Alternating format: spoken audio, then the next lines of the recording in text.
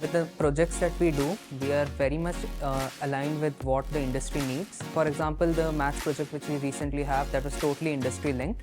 We got hands-on experience of working on a platform which was used for data labeling.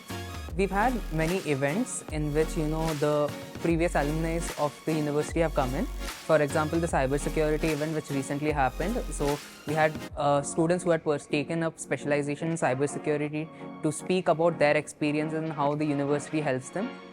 Moreover, the first year project that we had, LPL, that helps us a lot in getting direct exposure to the industry's needs. That's not done anywhere else. So it's really helpful that we get this impetus at such a young stage of our career.